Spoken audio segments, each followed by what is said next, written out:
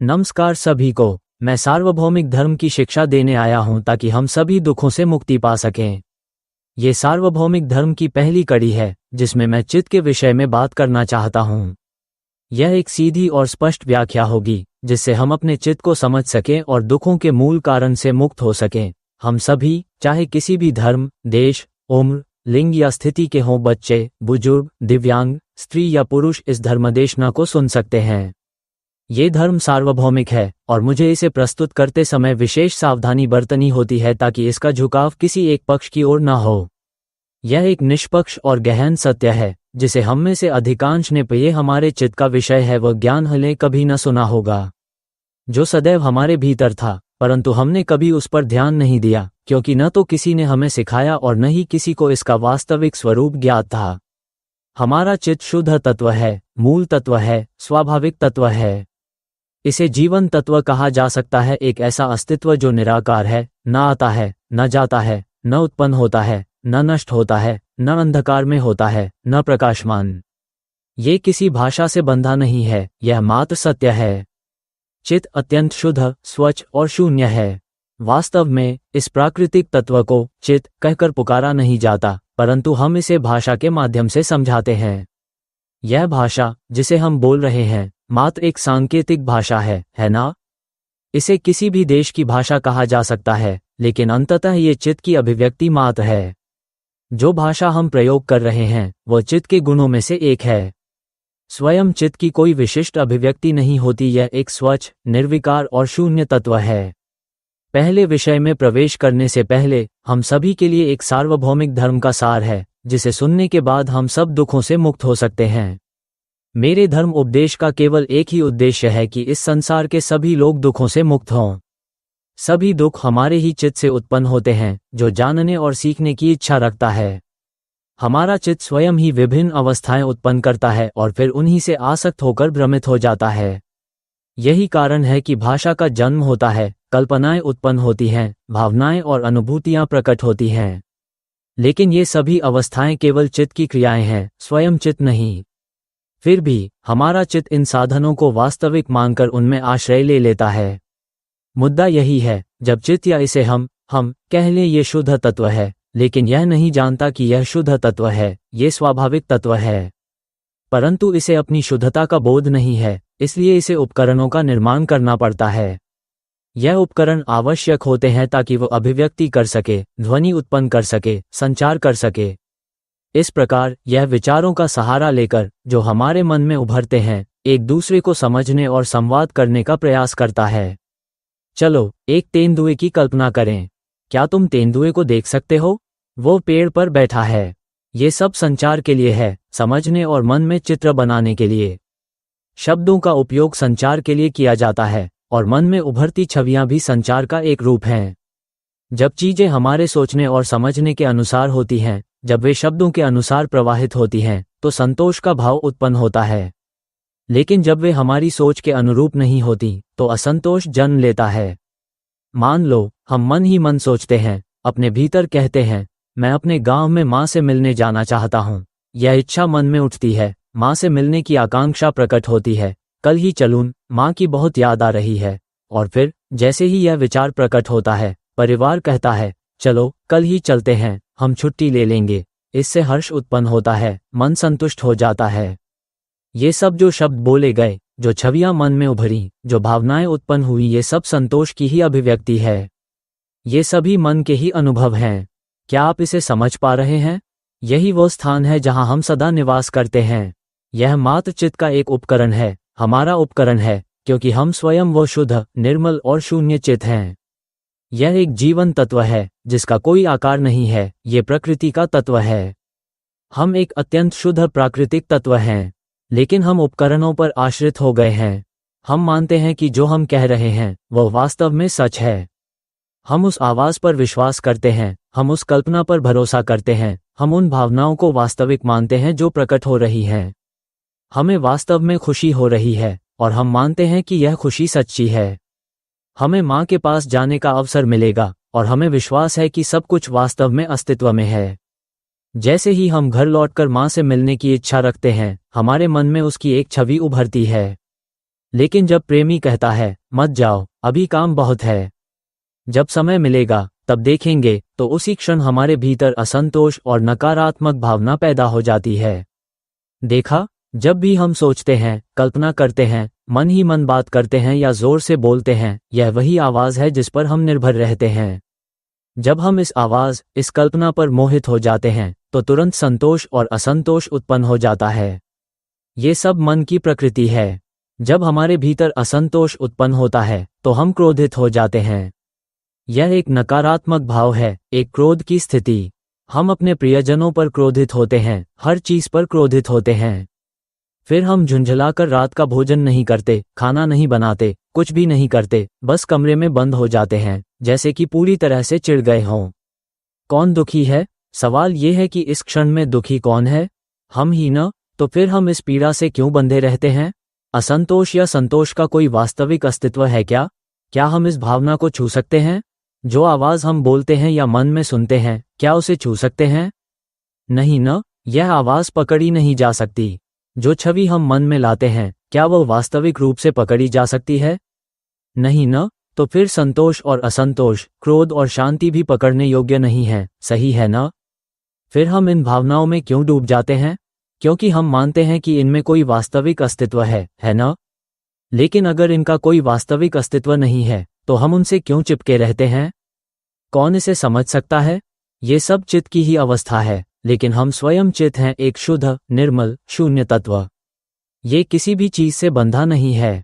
जो ज्ञान मैं आप सभी को दिखाना और समझाना चाहता हूँ, वह ऐसा सत्य है जिसे हर किसी को समझना आवश्यक है। इसे दुख से मुक्त होने का ज्ञान कहा जाता है। यह एक सार्वभौमिक शिक्षा है जिसे हम सबको सीखना चाहिए।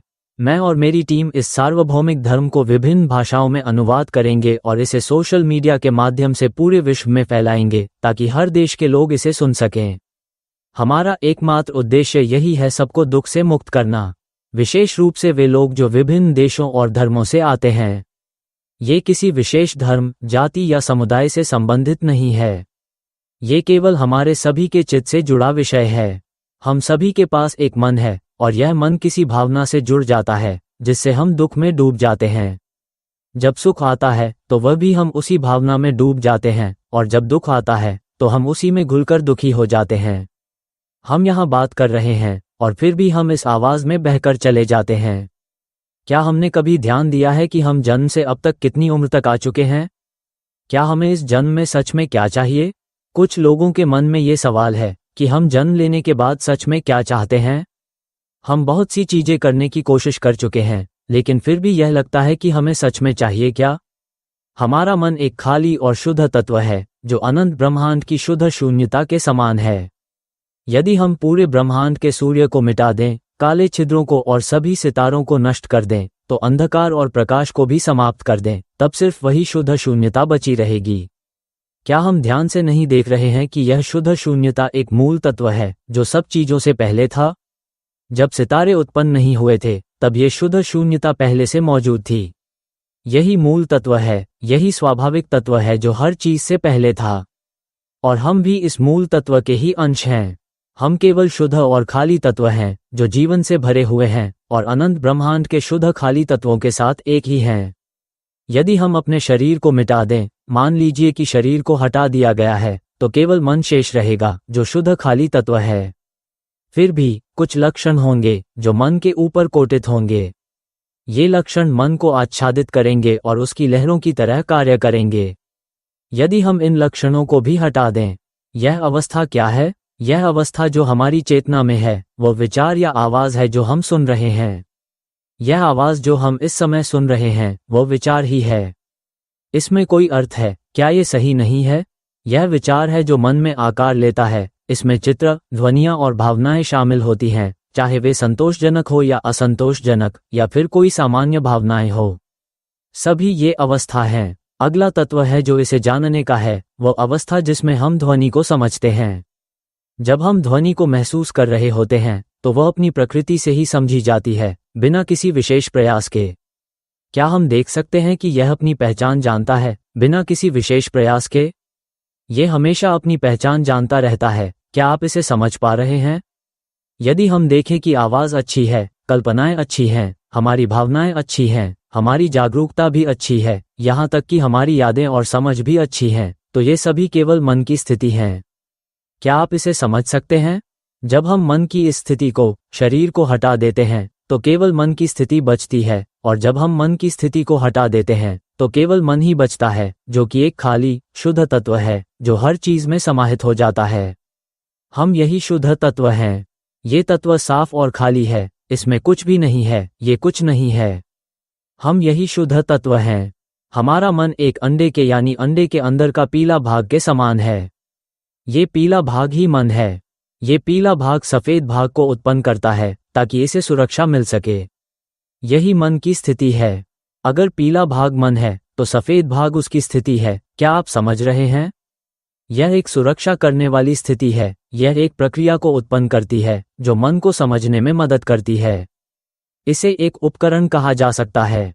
पीला भाग सफेद भाग को सुरक्षा के रूप में उत्पन्न करता है। यह एक उपकरण है, और सफेद भाग अंडे के खोल को उत्पन्न करता है ताकि उसे सुरक्षित रखा जा सके। ये सुरक्षा के दो स्तर हैं, एक सफेद भाग और दूसरा अंडे का खोल जो मन को सुरक्षित रखते हैं। और पीला भाग इन दोनों स्तरों पर निर्भर करता है। यह अपने आप को सुरक्षित करने के लिए और बाहरी प्रभावों का सामना करने के लिए है। क्या आप समझ रहे हैं? हृदय भी अंडे की पीली जर्दी की तरह है। हम स्वयं मन हैं, जो एक खाली और शुद्ध तत्व है। इसका कोई आकार नहीं है। ये तत्व न तो आता है, न जाता है, न जन्म लेता है, न समाप्त होता है, न अंधकार है, न प्रकाश। इसका कोई रूप नहीं है। ये शुद्ध जीवन का तत्व है। हम यही हैं। इसे इस प्रकार समझ सकते हैं जैसे हम गहरी नींद में सोते हैं। जब हम गहरी नींद में होते हैं तब हम पूरी तरह से गायब हो जाते हैं। जब हम कुछ नहीं जानते होते हैं, जब हम खो जाते हैं, तब हम वही होते हैं। उस समय हमें यह महसूस नहीं होता कि हम हैं। केवल शुद्ध जीवन का खाली और साफ तत्व है। यही हम हैं। असल में हम यही शुद्ध तत्व हैं, लेकिन हम इसे अभी नहीं देख सकते। क्यों? क्योंकि इस शुद्ध तत्व ने स्वयं को ढकने के लिए विभिन्न रूपों और अवस्थाओं को उत्पन्न किया है। इसे हम रूपों और अवस्थाओं के निर्माण के रूप में पहचान सकते हैं। जैसे स्वच्छ पानी की प्रकृति, यह उदाहरण रूप में चित्त के समान है। ये स्वच्छ पानी है, और स्वच्छ पानी की प्रकृति यह है कि जब कुछ उसका संपर्क करता है तो यह हलचल करके प्रतिक्रिया करता है और फिर प्रभाव उत्पन्न होता है। हलचल अनेक रूपों में प्रकट होती है, जिसे लहर कहा जाता है। जो विभिन्न रूप प्रकट होते हैं वे केवल लक्षण होते हैं, वे स्वच्छ पानी नहीं होते। पानी साफ है, यह वैसे ही साफ है, लेकिन इसके लक्षण एक प्राकृतिक प्रक्रिया हैं जो ऐसी ही रहनी चाहिए। ये लक्षण पानी के साथ होते हैं। जब पानी है तो लक्षण भी होंगे। इसी तरह जब मन है तो लक्षण होंगे। लक्षण वो ध्वनि है जो हम बोलते हैं। ये सिर्फ एक उपकरण है। हमारा मन इस उपकरण को बनाता है, इस लक्षण को उत्पन्न करता है, जैसे अंडे की जर्दी सफेद भाग को सुरक्षा देने के लिए बनाती है, एक उपकरण। और फिर सफेद भाग भी खोल को बनाता है, जो एक उपकरण है। ये खाली, शुद्ध तत्व, मन, अपने उपकरण को बनाता है, जिसे हम लक्षण कहते हैं। ये ध्वनि, मानसिक छवि और भावनाएं जो हम हमेशा महसूस करते हैं। हम इसके साथ खेलते हैं, इसके साथ डूबते हैं और फिर लक्षण को समझते हैं। हम इन लक्षणों में डूब जाते हैं। यह मैं मुख्य बिंदुओं में कहना चाहता हूं ताकि हम इसे स्पष्ट रूप से देख सकें। बस इतना ही पर्याप्त है, क्योंकि अगर इसे केवल इतना ही समझते हैं तो सब कुछ गिर सकता है। समझिए, यह मन जो शुद्ध, खाली तत्व है, वो सीखना चाहता है। यहाँ पर बिंदु यही है। हमारा शुद्ध, खाली तत्व जैसा मन, यह एक छोटे बच्चे की तरह है जो अत्यंत शुद्ध है। वो बहुत शुद्ध है, वो बस सीखना चाहता है। इस शुद्ध तत्व को सीखने के लिए उपकरण की आवश्यकता होती है, यानी उसे रूप, ध्वनि, भावना और ज्ञान जैसी अवस्थाएं उत्पन्न करनी होती हैं।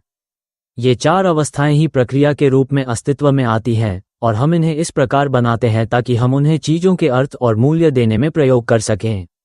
जैसे आवाज जो यहाँ सुनाई दे रही है, उसका उपयोग संचार के लिए किया जाता है, वैसे ही कल्पनाएं भी संचार के लिए इस्तेमाल होती हैं। जो भावनाएं प्रकट होती हैं, वे एक संकेत होती हैं कि क्या वह जैसा सोचता है वैसा हो रहा है। क्या वह सोचता है, या क्या वह ऐसा नहीं हो रहा जैसा उसने सोचा था।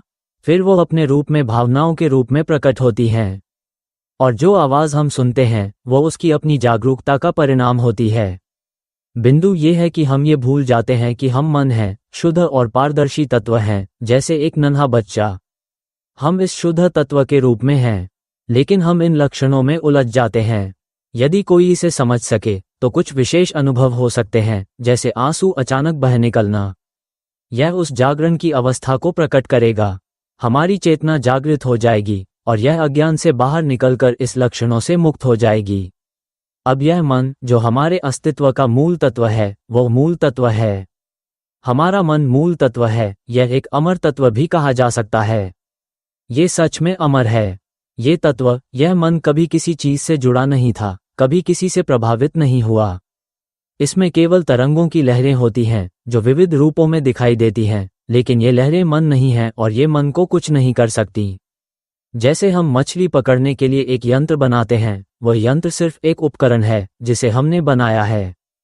हमें यंत्र की आवश्यकता नहीं है, लेकिन हम इसका उपयोग मछली पाने के लिए करते हैं। इसी तरह जब हमें मछली मिल जाती है तो यंत्र का कोई मूल्य नहीं रहता। मन भी वैसे ही है।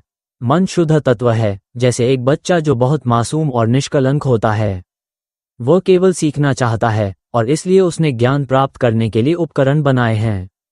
एक और उपमा है, जैसे हम पानी के नीचे की दुनिया में जाने वाले हैं तो हमें उपकरणों की आवश्यकता होती है ना? हमें डाइविंग सूट चाहिए, है ना? ऑक्सीजन टैंक चाहिए, है ना? मास्क चाहिए, है ना? और हमें एक चूर चाहिए ताकि हम पानी के नीचे की दुनिया को समझ सकें। फिर हमें एक सबमरीन चाहिए ताकि हम पानी के नीचे की दुनिया को जितना गहरा हो सके समझ सकें। क्या हमें इन उपकरणों की आवश्यकता नहीं है? लेकिन हम इन उपकरणों को नहीं चाहते, हम इन्हें सिर्फ अस्थायी रूप से इस्तेमाल करते हैं। इसलिए जब हम नीचे पहुंच जाएं, अपनी भूमिका निभा लें और सीख लें, तो इन उपकरणों की आवश्यकता नहीं रहती, हम इन्हें छोड़ सकते हैं, है ना? हम इन्हें अस्थायी रूप से इस्तेमाल करते हैं, है ना? ये हमारे नहीं हैं, है ना? और ये वह चीजें नहीं हैं जिन्हें हम सच में चाहते हैं, है ना? हम जो चाहते हैं वह है पानी के नीचे की दुनिया को समझना, है ना? जब हमने समझ लिया तो यही सब कुछ है। हमें इन चीजों की जरूरत नहीं रहती, है ना? जब हम कुछ सीख रहे होते हैं तो ये सब जलतट के उपकरण क्या होते हैं? हम कोई समस्या महसूस नहीं करते क्योंकि हम सीखना जारी रख सकते हैं। हालांकि जब हम सीख रहे होते हैं, कभी कभी हमारे उपकरण खराब हो जाते हैं और इससे हमारी सीख पूरी नहीं हो पाती। तब हम उस उपकरण को छोड़ देते हैं क्योंकि वह हमारे लिए महत्वपूर्ण नहीं होता। हम नया उपकरण ढूंढते हैं ताकि फिर से सीख सकें। जब हम जलमग्न दुनिया में सीखने में सक्षम हो जाते हैं तो हम उस पुराने उपकरण को फिर से छोड़ देते हैं। क्या आप समझ रहे हैं? यही बात है। अगर इसे समझ पाओ तो हम हल्का और शांति महसूस करेंगे, आंसू बहने लगेंगे। तब हमें ये समझ में आएगा कि हम दुखी क्यों होते हैं, क्योंकि हम भ्रमित हो जाते हैं। यही है, बस इतना ही। हम बस अपनी भावनाओं में उलझ जाते हैं।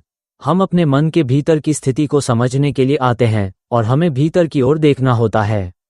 दुख से मुक्ति हमारे मन में है। हमें बस भीतर देखना है। जैसे कि जब हम अभी यह आवाज सुन रहे हैं तो ध्यान से देखें। यह आवाज हमारे मन पर असर डाल रही है।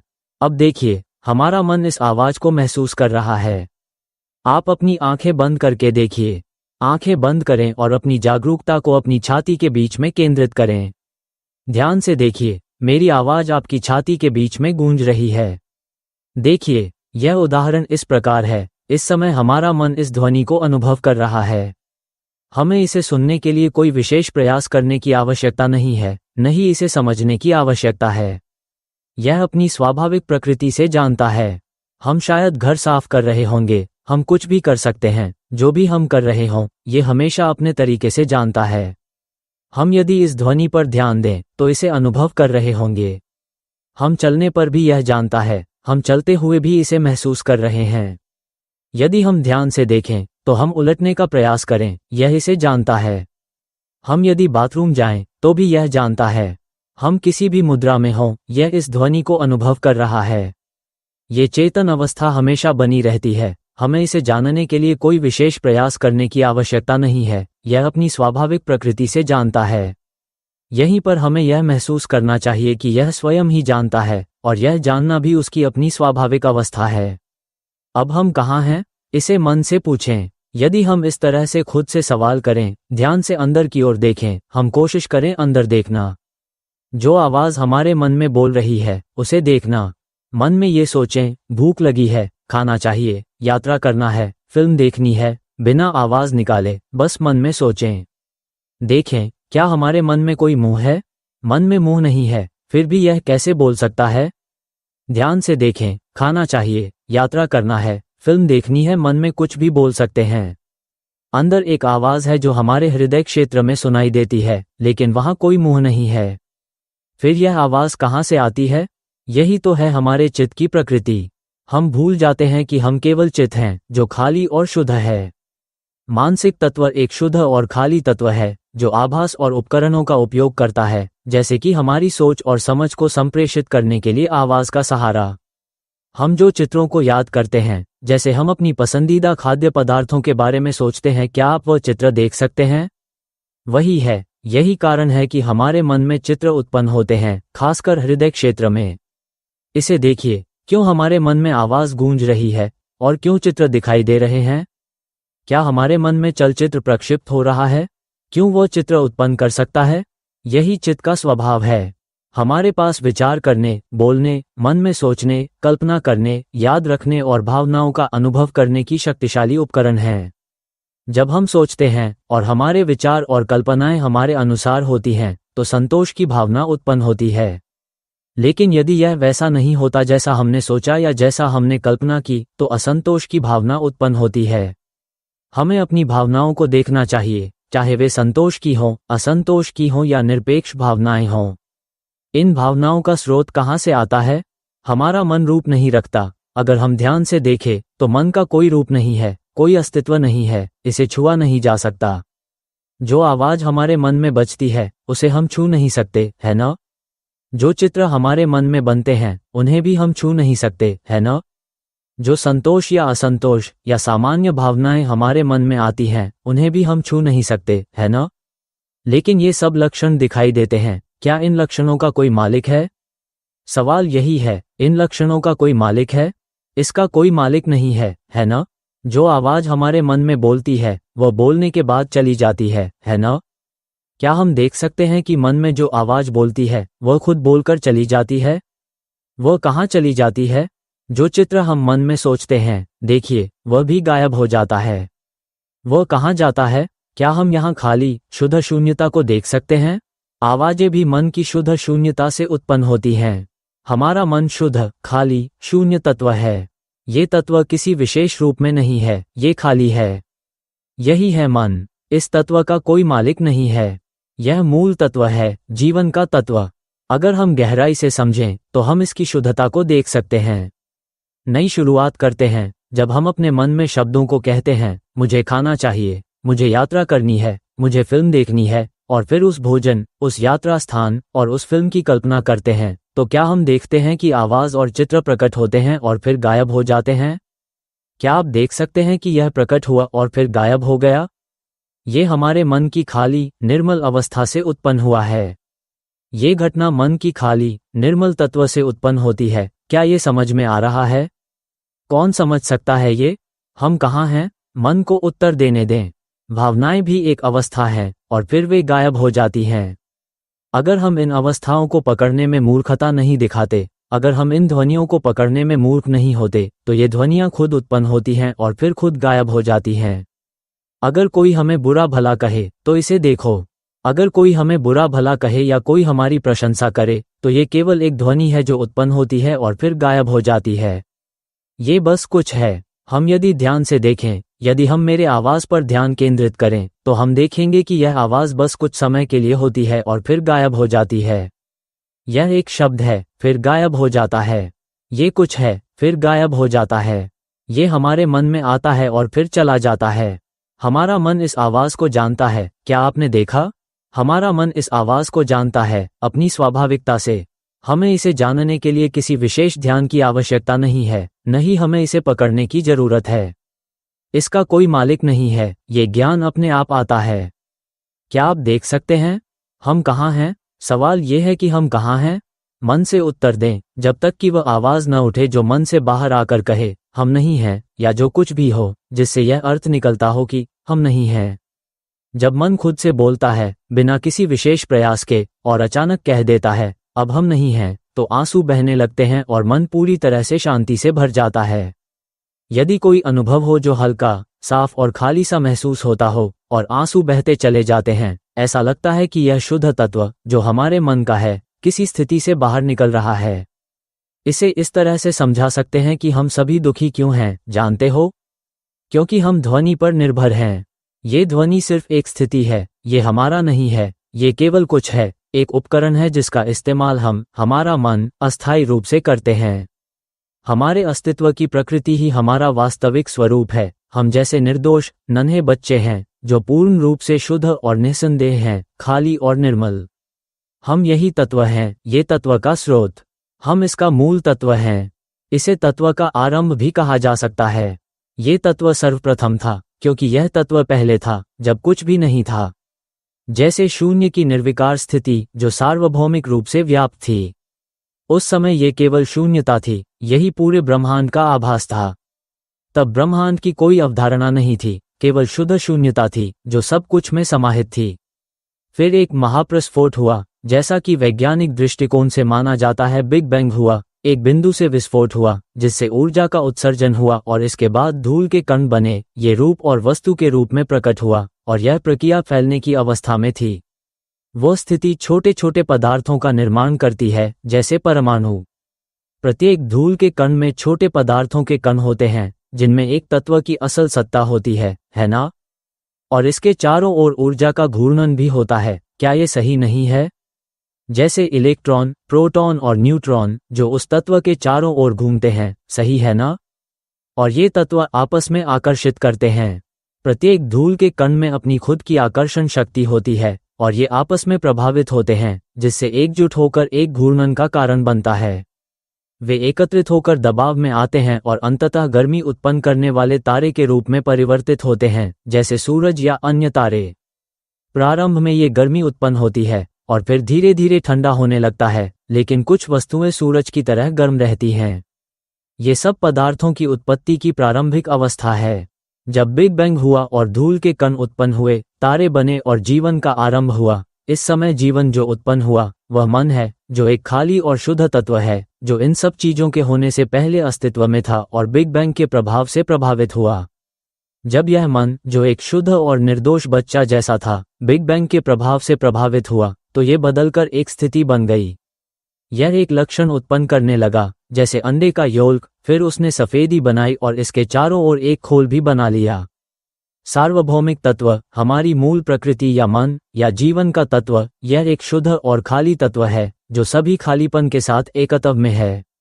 जब इसे किसी प्रभाव का सामना होता है, ये खुद को एक रूप में बदल लेता है। यह एक प्रकार की जागरूकता का रूप धारण करता है। जैसे जब हम पानी में पत्थर फेंकते हैं, शांत पानी में हमारी उंगली पानी की सतह को छूती है। पहले हमें उस छूने का अनुभव होता है, फिर यह हलचल पैदा करता है जो पानी का लक्षण है।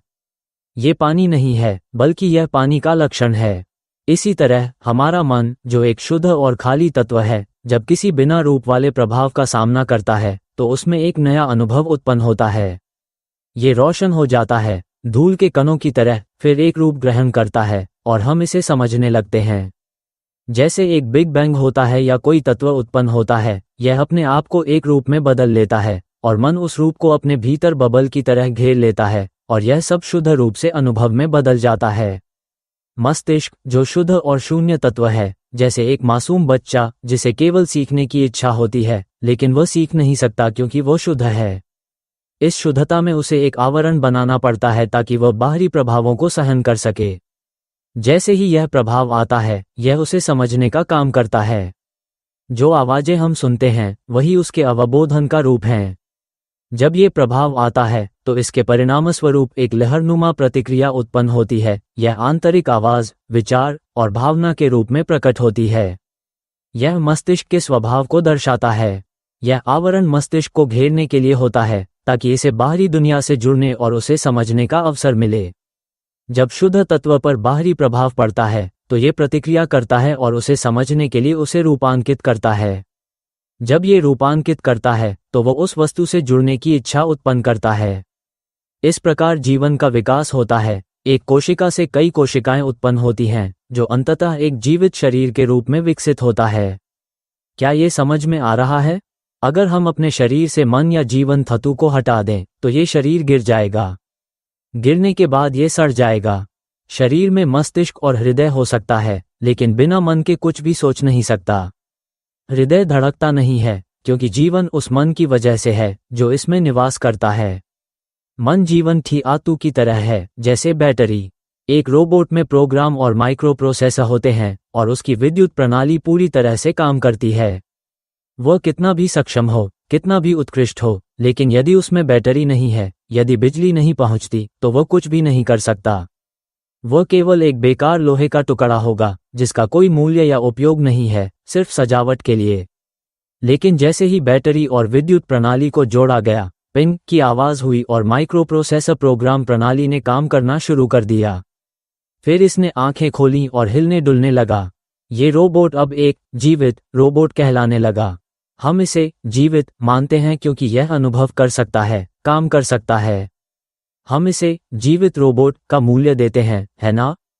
लेकिन ये जीवित क्यों है? क्योंकि इसे बिजली से जोड़ा गया, इसे बैटरी से शक्ति मिली, सही है ना? यदि मैं कहूं कि यह बैटरी केवल एक प्रकार की ऊर्जा है, एक ऊर्जा का स्रोत जिसे इससे जोड़ा गया, और तभी यह कार्य करने लगा, तो क्या ये समझ में आता है? उसी प्रकार ये चेतना जो जीवन तत्व है, जब यह इस भौतिक शरीर में स्थित होती है, तभी यह शरीर जीवित कहलाता है। समझ सकते हो? इसलिए मुद्दा यह है कि हम सभी कहते हैं कि हम अत्यधिक दुखी हैं, क्योंकि यह शरीर बीमार होता है, अपूर्ण होता है। ये पीड़ित होता है, कष्ट उठाता है, और अनेक रोगों से ग्रस्त होता है, चाहे वह कैंसर हो, मधुमेह हो, कोलेस्ट्रॉल की समस्या हो, माइग्रेन हो, रक्त संचार से जुड़ी बीमारियां हो या हड्डियों की समस्याएं। ये शरीर केवल एक अस्थायी साधन है, जिसे हमने कुछ समय के लिए अपनाया है। इसे समझ सकते हो ना? मन तो शुद्ध, निर्मल और खाली तत्व है। ये ज्ञान प्राप्त करना चाहता है, और इसीलिए यह विभिन्न अनुभूतियों को उत्पन्न करता है, ध्वनि, दृश्य, भावनाएं और संवेदनाएं। यह मन इन सभी को ग्रहण करने और अनुभव करने के लिए इस शरीर रूपी पात्र में निवास करता है, ताकि वह सीख सके। लेकिन समस्या यह है कि वह केवल बाहरी चीजों को ही जानने में लगा रहता है। असली बात यही है, ये केवल बाह्य जगत को देखता है, पर कभी स्वयं को जानने की कोशिश नहीं करता। जब से हम पैदा हुए हैं, माता पिता ने हमें सीखने, सोचने, याद रखने और जीविका के साधन खोजने की शिक्षा दी है। हमें यह विश्वास दिलाया गया कि हम मनुष्य हैं, हमारा एक नाम है। लेकिन जब हम अपने चित्त की ओर ध्यान देते हैं, तो हमें अपने असली स्वरूप का आभास होता है। ये हमारी मूल प्रकृति है, जो शुद्ध, निर्मल और शून्य है। यही वो शुद्ध तत्व है जो हमारे अस्तित्व का मूल है। ये तत्व विभिन्न चेष्टाओं को उत्पन्न करता है, जिससे संवेदनाएं, ध्वनियां, दृश्य, भावनाएं और अनुभूतियां जन्म लेती हैं। ये शुद्ध तत्व इन प्रतिक्रियाओं को उत्पन्न करता है ताकि वे संचार के उपकरण बन सकें।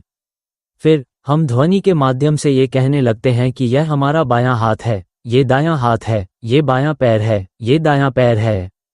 लेकिन क्या ये ध्वनि स्वयं कहती है कि यह बायां पैर है या दायां? जब हम अपने हाथ से पैर को छूते हैं, तो क्या पैर स्वयं कहता है कि वह कौन सा है? जब हम अपने पैर को देखते हैं, तो वहां केवल एक शून्य सा ज्ञान होता है, एक ऐसा ज्ञान जिसमें कोई भाषा नहीं होती। हम सब बाएं से दाएं तक दृष्टि घुमाकर देखें, बस एक खाली ज्ञान ही होगा, ऐसा ज्ञान जिसमें कोई जानने वाला नहीं होता। ये चित्त का स्वभाव है। जब किसी चीज का स्पर्श होता है, तो इसका कार्य केवल जानना होता है, बस इतना ही। आंख को कोई स्पर्श होता है, तो ये जानती है, यही स्वाभाविक है। जब हम दृष्टि फेरते हैं, तो कान ध्वनि को ग्रहण कर रहे होते हैं, और चित्त ही उसे जान रहा होता है। चित्त इस संसार को विभिन्न खिड़कियों से जानता है, आंखों की खिड़की से, कानों की खिड़की से, नाक की खिड़की से, स्वाद को ग्रहण करने वाली खिड़की से, और इस शरीर रूपी खिड़की से। चित्त इन सभी खिड़कियों से जानता है, पर वह भाषा के माध्यम से नहीं जानता। आइए हम विचार करना छोड़ दें, बस केवल जानने का कार्य करें। जानने के लिए कोई विशेष प्रयास न करें। जिस भी स्थिति में बैठें, चाहे कुर्सी पर ही क्यों न हो, बस शांति से बैठें और अपनी आंखें बंद करें। अब ध्यान दें, हमेशा कुछ न कुछ अनुभूति होती रहती है। वायु हमें छूती है, लेकिन ये कहता नहीं कि यह वायु है, बस अनुभव करता है, बिना नाम दिए। ध्यान दें, ये केवल जानता है, और फिर सब कुछ बह जाता है, चला जाता है। ये कुछ ऐसा जानता है जिसे ध्वनि कहा जाता है। ये कुछ ऐसा जानता है जो ध्वनि के रूप में प्रकट होता है। चाहे वह चिर हो या कोई न कोई ध्वनि टकराती रहती है और चित्त उसे निरंतर जानता रहता है। लेकिन यह विभिन्न द्वारों आंख, कान, नाक, जीभ, शरीर के माध्यम से जानता है। यह इन खिड़कियों से निरंतर किसी न किसी चीज को जानता रहता है। लेकिन इसमें कोई भाषा नहीं होती जो बताए कि वह क्या जान रहा है। जैसे किसी वाहन की आवाज या बिल्ली की आवाज म्याऊं या चिड़िया की चहचहाहट चित बस किसी चीज को जानता है। हमारा कोई प्रयास नहीं होता, फिर भी यह स्वाभाविक रूप से जान लेता है। देखा, यह अपने आप जानता है, और जैसे ही यह जानता है वैसे ही यह खाली हो जाता है। जानने की उस क्षणिक अवस्था में कोई विशेष जानने वाला नहीं होता, बस एक सहज अनुभूति होती है। इसे कहा जा सकता है खाली जानना, मुक्त जानना, बिना किसी के जानना। प्रश्न ये है, हम कहाँ हैं? अगर यह स्वयं जानता है तो हम कहाँ हैं? मन को उत्तर देने दो। मन स्वयं उत्तर दे। जब मन इस सत्य को स्वीकार कर लेता है कि उसका वास्तविक स्वरूप शुद्ध, शून्य और निर्मल तत्व है, वह न तो जानने की प्रक्रिया है, न ध्वनि, न दृश्य, न भावना, वह केवल एक शून्य तत्व है जो किसी भी रूप में बंधा नहीं है। जब भी हम अवलोकन करें और यह जागरूकता उत्पन्न हो कि जो ध्वनि सुनी जा रही है वह स्वयं सुन रही है, तो हम कहाँ हैं? मन को उत्तर देने दो। कोई विचार नहीं, कोई तर्क नहीं, बस भीतर अवलोकन करो और हम सभी दुखों से पुनर्तः मुक्त हो जाएंगे। हम ये जान पाएंगे कि वास्तव में हमारा दुख इसलिए है क्योंकि हम अनुभवों और मन में लगातार गूंजने वाली आवाज़ों को पकड़कर बैठे रहते हैं। यह आवाज़ सतत रूप से बोलती रहती है और हम उसके साथ बहते चले जाते हैं। हम इस आवाज़ को पकड़ लेते हैं। कल्पना कीजिए, अगर यह आवाज़ कुछ भी बोले, जैसे कि डॉगी, जैसे ही हम ये शब्द कहते हैं हम उसे सुनते हैं और साथ ही एक हल्का सा एहसास होता है, फिर वो शून्य में विलीन हो जाता है। कुछ शेष नहीं रहता। क्या हम ये समझ सकते हैं कि हमें बस जानना है, जैसा कुछ होता है उसे वैसा ही देखना है? कोई भी चीज़ टकराए, बस उसे जान लें, लेकिन उसे पकड़ने की जरूरत नहीं है, उसे थामे रहने की जरूरत नहीं है। उसे प्रकट होने दें, टकराने दें और फिर उसे जाने दें। जैसे बिल्ली की आवाज़ म्याऊं, गायब हो गई, गायब हो गई। चूं चूं चूं चूं, वह भी गायब हो गया। हमने भोजन को मुंह में रखा, चबाया और निगल लिया, वह एहसास भी गायब हो गया। जब कोई गंध आती है, ध्यान दिया क्या? हमें जानबूझकर सूंघने की जरूरत नहीं होती, यह अपने आप जान लेता है कि यह क्या है। ये खुद ही जानता है, मूल्य देता है और फिर गायब हो जाता है। बस हम भीतर ध्यान दें और देखें, ये खुद ही जानता है। फिर हम कहाँ हैं? गौर से देखो, ये जानना उसी शून्यता से उठता है और उसी में लय हो जाता है। जागने से लेकर सोने तक ये जानने का भाव निरंतर प्रकट होता रहता है। हमें बस देखना है, यह अपने आप जानता है। न शब्दों की जरूरत, न सोच की। बस ये देखो कि यह कुछ न कुछ जानता है। ये सदा जानता है, पर ये हम नहीं हैं जो जानते हैं। कोई आवाज़ आती है, वो खुद ही जानता है। ये हम नहीं हैं जो सुनते हैं, फिर भी यह सुनने का भाव है। तो फिर हम कहाँ हैं? जब तक चित्त स्वयं उत्तर न दे कि कोई मैं नहीं है। यदि यह उत्तर दे कि कोई मैं नहीं है, लेकिन ऐसा लगे जैसे हमें धोखा दिया गया हो, जैसे हम बहुत समय से यह मानते आए हों कि हम मनुष्य हैं। हम मानते आए कि यह आवाज़ जो बोल रही है वह हमारी अपनी है। हम लंबे समय से विश्वास करते आए कि जो विचार उत्पन्न हो रहे हैं वे हमारे अपने हैं। हम यह मानते आए कि जो भी भावनाएं संतोष, असंतोष या तटस्थता उत्पन्न हो रही हैं वे हमारी अपनी हैं। हमने दुख की भावनाओं को पकड़ा, सुख की भावनाओं को पकड़ा और भावनाओं के प्रवाह में बहते रहे। लेकिन ये सब वास्तव में हम नहीं हैं। जो कुछ जान रहा है, जो सुन रहा है, जो गंध महसूस कर रहा है, जो स्वाद ले रहा है, ये सब अपने आप हो रहा है। जब हम भोजन का एक कौर मुंह में डालते हैं, ये स्वयं ही जान लेता है। क्या तुमने कभी ध्यान दिया है? चाहे कोई भी व्यंजन हो, सब्जी हो, करी हो, चटनी हो, जब हम उसे मुंह में डालते हैं और चबाते हैं तो वह स्वयं ही जान लिया जाता है और फिर बीत भी जाता है। इस पूरी प्रकृति में मैं जैसा कुछ नहीं है, केवल प्रकृति है जो अपने नियमों से कार्य कर रही है। फिर हम इस प्रकृति को पकड़कर क्यों बैठे हैं? यह एक सामान्य भावना है जो खुद ही प्रकट होती है, खुद ही गायब हो जाती है। यह आवाज़ भी खुद ही प्रकट होती है, खुद ही गायब हो जाती है। चित्र भी खुद ही प्रकट होते हैं, फिर गायब हो जाते हैं। संतोष की भावना भी खुद ही प्रकट होती है, फिर गायब हो जाती है। असंतोष की भावना भी खुद ही प्रकट होती है, फिर गायब हो जाती है। जो जानने की बात है वो खुद को जानता है। तो हम कहाँ हैं? मन से पूछें। जो मन है वह भीतर की गहराई में जाकर उसे महसूस करता है। भीतर की आवाज़ों को सुने जो हमेशा हमारे मन में गूंजती रहती हैं। जो आवाज़ें हमें हमेशा सुनाई देती हैं वे केवल एक साधन है, हम नहीं हैं। हम तो शुद्ध, निर्विकार और स्वच्छ तत्व हैं। ये दुखी नहीं है, ये दुख से पूरी तरह मुक्त है। ये बहुत शुद्ध है, जैसे एक छोटे बच्चे की तरह बहुत शुद्ध। लेकिन हमारा मन एक पवित्र तत्व है। यह उसी तरह चिपकता है और रहता है जैसे कोई बुजुर्ग के पास रहता है। जैसे हम पवित्र तत्व हैं, हम बुजुर्ग के पास रहते हैं। एक बुजुर्ग की आवाज़ होती है, एक बुजुर्ग का रूप होता है, एक बुजुर्ग की भावना होती है, एक बुजुर्ग का ज्ञान होता है। हम इन बुजुर्गों से चिपकते हैं और इस तरह हम इन चीज़ों से जुड़ जाते हैं। लेकिन अगर हम एक कदम पीछे हटें तो हम उनकी आवाज़ को अपना काम करने देंगे। हम पीछे हटकर उनकी छवि को अपना काम करने देंगे। हम उनके सुख दुख या तटस्थ भावनाओं को अपना काम करने देंगे। हम पीछे हटकर उनके ज्ञान को अपना काम करने देंगे। जब हम पीछे हटते हैं तो हम देखेंगे कि यह हम नहीं हैं।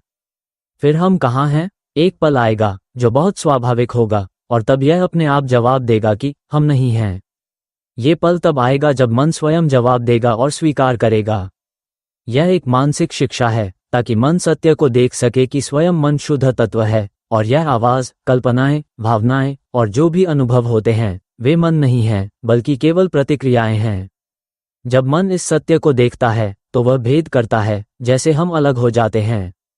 ये स्वयं कार्य कर रहा होता है, जैसे हम शरीर से बाहर निकल जाते हैं, आवाज़ से बाहर, चित्रों से बाहर, भावनाओं से बाहर और ज्ञान के अनुभवों से बाहर। हम इन सभी अनुभवों से बाहर निकल जाते हैं और तब हम पहचान पाते हैं कि यहाँ खालीपन है, यहाँ शांति और हल्कापन है। जो कोई भी मेरे इस सार्वभौमिक धर्म का श्रवण करेगा, ये टेप से शुरुआत करते हुए वह दुख से मुक्ति के लिए सार्वभौमिक धर्म टेप बनाना शुरू करेगा। मैं इसे लगातार बनाऊंगा और मैं चाहूंगा कि यह 100 टेप हों जिन्हें विभिन्न भाषाओं में अनुवादित किया जाएगा ताकि यह पूरी दुनिया में फैल सके। जो भी व्यक्ति यह सार्वभौमिक टेप सुनेगा, विशेषकर मन की स्थिति पर आधारित ये धर्म, वह दुख से मुक्ति की दिशा में अग्रसर होगा। हम सभी इस पृथ्वी पर दुख से मुक्त हो जाएंगे। हम एक दूसरे को कष्ट नहीं देंगे। क्यों? क्योंकि हम ये समझने लगे हैं कि हम कोई स्थिर अस्तित्व नहीं है। हम वास्तविक रूप से कोई स्थायी अस्तित्व नहीं है। ये शरीर केवल उत्पन्न हुआ है और इसका पतन निश्चित है। ये लंबे समय तक नहीं रहेगा। ये शरीर दर्द, कष्ट और विनाश के लिए बना है, लेकिन ये हम नहीं हैं। ये केवल एक स्थिति है जो घटित हो रही है। क्या आप इसे समझ पा रहे हैं? जैसे हम लकड़ी को पानी की सतह पर जोर से मारते हैं, बहुत तेज आवाज के साथ। पानी उछलता है और आवाज सुनाई देती है। पर यह सब वैसे ही होना चाहिए, है ना? जितनी तेजी से हम मारें, जितनी जोर से आवाज आए, जितना पानी उछले, फिर भी पानी में कोई फर्क नहीं आता। पानी वही साफ पानी बना रहता है, वही जैसा था। बाकी सब तो सिर्फ एक अस्थायी लक्षण होते हैं। हम सब ये कल्पना करें कि हम पहले बहुत दुख भोग चुके हैं। बचपन में हम पहले बहुत खुश भी थे, दोनों सुख और दुख अत्यधिक रूप में। हमने बहुत परेशानी महसूस की है, बावजूद इसके कि हमने बहुत दर्द और पीड़ा भी झेली थी। हम कभी बहुत खुश थे, कभी बहुत दुखी, लेकिन वो सब अब कहाँ चला गया? अब हमें वो सब क्यों नहीं दिखता? हमने कभी दांतों का भयंकर दर्द महसूस किया है, पेट में दर्द, सिर में दर्द, शरीर में दर्द। पहले हमने ये सब बहुत सहा, लेकिन अब वो सब कहाँ गया? अब ये सब हमें क्यों महसूस नहीं हो रहा? क्या हम ये देख सकते हैं कि ये सब लक्षण केवल एक प्रकार के अनुभव होते हैं? जैसे हम पानी की सतह पर जोर से लकड़ी की छड़ी मारा करते हैं, वैसे ही वो लक्षण तेज होते हैं। लेकिन फिर भी पानी शांत रहता है, समझ सकते हैं? हम जैसे हैं, हम एक खाली, शुद्ध तत्व हैं जो हमारे सामने है। हम इसे हाथ से पकड़ नहीं सकते। ये खाली, शुद्ध तत्व हमारे सामने है, जिसे हम हाथ से नहीं पकड़ सकते। हमारे सामने इस शुद्ध, खाली तत्व में हवा निवास करती है। ये शुद्ध, खाली तत्व वास्तव में हमारा अस्तित्व है, यही हम हैं, शुद्ध तत्व। हम शुद्ध तत्व हैं और इस तत्व में हवा का निवास है। हवा, जो शुद्ध तत्व में निवास करती है, वो एक स्थिति की तरह है। हवा एक स्थिति की तरह है, जैसे कि ज्ञान की स्थिति। हवा जैसे ही गति करती है, जैसे ऑक्सीजन का बहाव, ये हवा में हलचल उत्पन्न करता है। फिर भी ये सब केवल एक स्थिति है। ये शुद्ध खाली तत्व पर कोई प्रभाव नहीं डालता। अगर हम इस शुद्ध खाली तत्व में परमाणु बम फेंकें तो बम सब कुछ, यहाँ तक कि हमारे शरीर को भी चुरू चुरू कर देगा। लेकिन क्या आप जानते हैं, हमारा मन जो शुद्ध खाली तत्व है वह कुछ भी नहीं होता। वो कुछ भी नहीं होता। अब हमारी यह खाली और स्वच्छ तत्व, यह आवाज, ये चित्र, ये भावना और यह अनुभव को पकड़ रही है। हम केवल ये देखते हैं कि जो हम कह रहे हैं वह आवाज नहीं है, ये कुछ और है। ये केवल एक लहर है, इसे हम नहीं बोल रहे हैं और न ही कोई इसे सुन रहा है। ये बस चित्त की लहर है जो उठती है, जानने और संज्ञान लेने का कार्य करती है। इसमें केवल लहरें हैं जो आवाज बनती हैं, चित्र बनते हैं, भावनाएं बनती हैं और जानने की स्थिति बनती हैं। ये लहरें लगातार चलती रहती हैं, जागने से लेकर सोने तक। लेकिन जब हम सोते हैं तो सब कुछ गायब हो जाता है, जैसे कि हम कभी इस दुनिया में पैदा ही नहीं हुए थे। जब हम गायब हो जाते हैं और फिर से होश में आते हैं तो यह वो क्षण होता है जब चित्त अनुभवों से जुड़ने लगता है। जब ये खाली और स्वच्छ तत्व, ये चित्त, अनुभव से जुड़ता है तो यह एक शुद्ध आवरण के रूप में, जैसे एक झपाव में लिपटे हुए अनुभव से जुड़ता है। बड़े व्यक्ति से जो आवाज है उससे जुड़ो। बड़े व्यक्ति से जो चित्र है उससे जुड़ो। बड़े व्यक्ति से जो भावना है उससे जुड़ो। बड़े व्यक्ति से जो ज्ञान है उससे जुड़ो। जब हम जुड़ते हैं, जब हम महसूस करते हैं तो हम तुरंत जुड़ जाते हैं। हाथ फैलाकर, जैसे चार हाथ होते हैं, हम उन्हें पकड़ने की कोशिश करते हैं। फिर वो व्यक्ति विचार करता है, सोचता है, महसूस करता है और यह महसूस करता है कि क्या अब सुबह हो गई है? मुझे फिर से काम के लिए उठना है। हम मन में सोचने लगते हैं, कितना समय हो गया है? क्या 4 बजे हैं? मुझे फिर से उठना होगा। क्या आप उस आवाज को सुन सकते हैं जो आपके मन में बज रही है? जैसे ही हम जागते हैं, एक आवाज उठती है, एक पसंद या नापसंद की भावना जागृत होती है। यह महसूस होता है कि अब हम फिर से जाग गए हैं और अब हम इंसान हैं। यह महसूस और विचार की भावना जागती है और जैसे ही हम उठते हैं, ये तुरंत उत्पन्न होती है। अगर हम ध्यान से देखें कि यह स्थिति हम नहीं हैं, तो हम इसे केवल देख सकते हैं और फिर पीछे हट सकते हैं। हम देख सकते हैं कि यह अपने काम को खुद कर रहा है। अगर हम ध्यान से देखें और समझें कि ये खुद काम कर रहा है, तब ज्ञान उत्पन्न होता है और यह समझ में आता है कि ये हम नहीं हैं। आंसू बहने लगते हैं, आंसू बहते हैं और मन हल्का हो जाता है। ये भावना, यही निर्वाण का अनुभव है। हम इसे लगातार समझते जाते हैं, गुरु की उपदेशों को सुनते जाते हैं, ज़्यादा से ज़्यादा सुनते जाते हैं, गुरु की आवाज़ को हमारे मन में गूंजते हुए महसूस करते हैं और धीरे धीरे ऐसा लगता है कि हम यह आवाज़ हर समय सुन रहे हैं। तब यह महसूस होता है कि ये जो जानने वाला है वह हम नहीं हैं और हम कहाँ हैं? फिर यह स्वयं उत्तर देता है, हम नहीं हैं। सतत गुरु की उपदेश सुनते रहो, इससे हल्कापन आएगा, मन में शांति होगी। जितना सुनोगे उतना मन हल्का होगा, समझ में आएगा कि दुख क्यों महसूस करें, क्योंकि दुख केवल एक अस्थायी अवस्था है। हमें मूर्ख नहीं बनना चाहिए कि हम दुख में खो जाएं। ये केवल एक लक्षण है, जैसे कोई आवाज़ आती है, वह एक लक्षण होती है, फिर वह भी समाप्त हो जाती है। जैसे दिखने वाली छवि जाती है, वैसे ही खुशी का अनुभव भी एक लक्षण है। ये हंसी खुद अपनी है, इसमें किसी का मालिकाना हक नहीं है। और ये लक्षण भी गायब हो जाता है। फिर थोड़ी देर बाद चिड़चिड़ापन, असंतोष, गुस्सा, अकेलापन, अवसाद जैसे लक्षण उत्पन्न होते हैं, ये भी अपने आप होते हैं। फिर हम इसे क्यों पकड़ते हैं? ये हमारा नहीं है, इसे हम छू भी नहीं सकते। हमारी भावनाओं को छू पाना असंभव है। क्या आपने कभी ध्यान दिया है? खुश होने की भावना भी छूने से परे है, उसे एक जगह इकट्ठा नहीं किया जा सकता। दुखी या असंतुष्ट होने की भावना भी छूने से परे है, उसे भी इकट्ठा नहीं किया जा सकता। यह आवाज भी छूने से परे है, इसे एक जगह इकट्ठा नहीं किया जा सकता। ये छवि भी छूने से परे है, इसे भी इकट्ठा नहीं किया जा सकता। जो हम जानते हैं वह अपने आप में जानने का विषय है, उसे कुछ करने की आवश्यकता नहीं है, केवल ये समझने की आवश्यकता है कि ये सभी भावनाएं, जिन्हें हम पकड़ने या संलग्न करने की कोशिश करते हैं, दुख का कारण बनती हैं। जब हम इन भावनाओं में डूब जाते हैं तो हमें यह एहसास होता है कि हम सच में दुखी हैं, लेकिन ऐसा कोई व्यक्ति दुखी नहीं है। ये केवल हमारे मन की स्थिति है जो अपना काम कर रही है। जैसे अगर हम पानी पर लकड़ी मारे तो पानी में एक प्रतिक्रिया होगी, लेकिन वह प्रतिक्रिया पानी नहीं है, केवल एक अस्थायी घटना है। पानी वैसा का वैसा रहता है, कोई बदलाव नहीं आता। हमारा मन एक समान है, यह एक खाली, साफ तत्व है जो हमारे सामने होता है।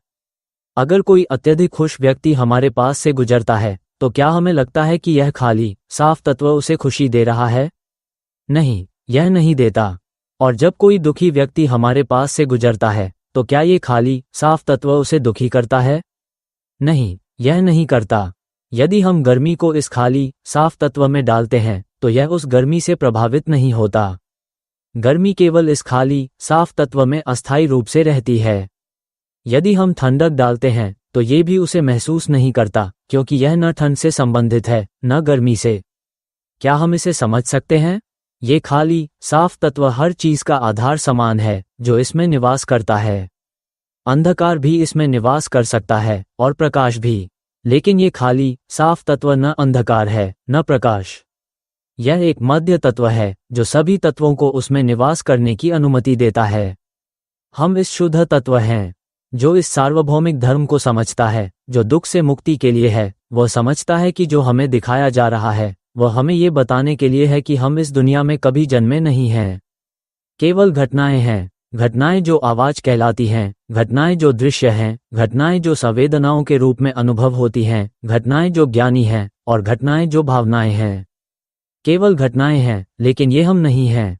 ये प्रकट होती हैं और फिर गायब हो जाती हैं। हम इन घटनाओं के सहारे रहते हैं। मन एक शुद्ध तत्व है जो इन घटनाओं पर निर्भर करता है, जागने से लेकर सोने तक, और फिर जब हम सो जाते हैं, तब घटनाओं से निर्भरता समाप्त हो जाती है। फिर सब कुछ गायब हो जाता है, सिर्फ वह अवस्था रह जाती है, जो कुछ भी नहीं है। केवल ज्ञान की कमी होती है। जब हम गहरी नींद में होते हैं, तो ये तत्व शुद्ध रहता है, बस ज्ञान का अभाव होता है। इसमें कोई बुद्धि नहीं होती, यह नहीं जानता कि यह क्या है, बस इतना ही। जब हम इस सार्वभौमिक धर्म को सुनते हैं, तो हम समझने लगते हैं कि यही है। जब हम इसे समझ लेते हैं, तो ये हल्का और शुद्ध महसूस होता है, और धीरे धीरे ये हल्का और शुद्ध होता जाता है, जब तक कि अंततः ये छुटकारा नहीं पाता। हमारा मन एक शुद्ध, खाली तत्व है। ये परिस्थितियों से बाहर निकल सकता है, और यह स्पष्ट रूप से अलग हो जाएगा कि स्थिति एक हिस्सा है, जबकि मन शुद्ध, खाली और स्पष्ट तत्व है। ये दोनों अलग हैं, कोई संबंध नहीं। जब हम इसे खुद देख पाएंगे, तो ये स्वतः ही होगा। ये धीरे धीरे हल्का और मुक्त होता जाएगा, और फिर यह बाहर निकल जाएगा। जब ये बाहर निकल जाएगा, तो हमें एहसास होगा कि हम सिर्फ एक व्यक्ति नहीं हैं। ये पूरी तरह से बाहर निकल जाएगा, और हमें ये समझ में आएगा कि हम उस तत्व हैं जो कुछ भी नहीं है, जो किसी भी दुख से मुक्त है। ये सबसे परे है, और हम इस सार्वभौमिक सत्य को जान लेंगे। हम समझ जाएंगे कि ओह, हम सभी को ये संदेश देना चाहते हैं कि दुनिया भर के सभी लोग इसे सुनें। हम सभी इस सार्वभौमिक सत्य को, दुख से मुक्ति केवल ज्ञान से होती है, इस पेज पर साझा करें। इसे पूरी दुनिया में फैलाएं, ताकि हम सभी को शांति और सुख मिले। हम कभी भी दुखी नहीं होंगे। हमारा मन एक खाली, शुद्ध तत्व है। ये लक्षणों से मुक्त हो जाएगा, और यह स्पष्ट रूप से अलग हो जाएगा कि लक्षण एक हिस्सा हैं, जबकि मन शुद्ध और खाली तत्व है, ये भी एक हिस्सा है, लेकिन ये दोनों एक दूसरे से अलग हैं। जब हम इसे खुद स्पष्ट रूप से देख पाएंगे, तो ये स्वाभाविक रूप से घटित होगा। ये धीरे धीरे हल्का और साफ होता जाएगा, और अंततः ये छूट जाएगा। जब ये छूट जाएगा, तो हमें एहसास होगा कि हम कोई व्यक्ति नहीं हैं। ये पूरी तरह से मुक्त हो जाएगा, और हम जानेंगे कि हम वह तत्व हैं जो किसी रूप में नहीं हैं, जो दुख से मुक्त हैं, और जो सभी चीजों से परे हैं। हम शुद्ध तत्व हैं, एक ऐसा जीवन तत्व जो आकारहीन है। ये सब कुछ है, यह मूल तत्व है। ये जीवन के तत्वों को अपने भीतर समाहित होने की अनुमति देता है, लेकिन वह खुद उन तत्वों से अभिन्न नहीं होता। अब ये बस इन तत्वों को जानने के लिए आया है। यह एक साधन का उपयोग करता है, लेकिन जब हम समझने लगते हैं कि यह साधन वह नहीं है जो हमें चाहिए, तो हमें सिर्फ ये जानने की आवश्यकता होती है कि हम कौन हैं। जब हम वापस मुड़कर ये समझ पाते हैं कि हम शुद्ध तत्व हैं, तो ये सारे उपकरण हमें क्यों चाहिए? हम मूर्ख क्यों हैं जो दुखी होते हैं? दुख सिर्फ एक लक्षण है।